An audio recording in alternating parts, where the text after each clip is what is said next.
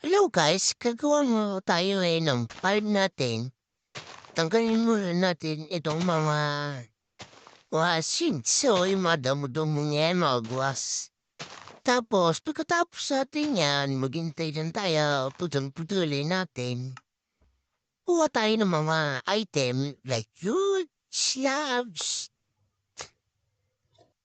tsaka mga sports, yung mga wool,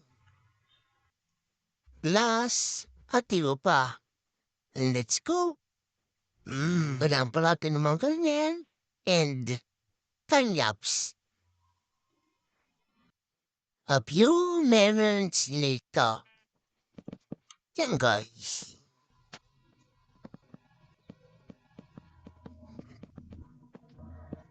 Ayan.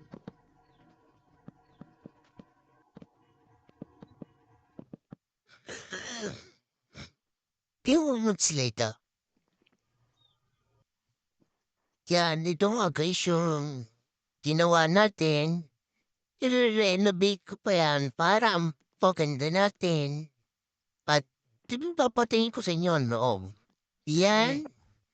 Lalagyan ko naman yan ng second floor yan. And dito yung ating achievement. 3 days later. At ito na. Meron na tayong second floor. Pasok tayo. Tapusin mo. Sarado. Sarado. Ay, yan. May habits na tayo. Wala pong mga laman yan, Jess. Sa susunod na araw na nalagyan. At di ko pa masyado nalagyan yan. Siguro, ano tayo?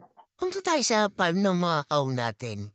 Meron tayo yung cow, chicken, at hay para sa mga horse ko. Yung kay Horsey. At meron din tayo ng mga beetroot at saka seeds. Eh, yan. Thank you for watching, guys.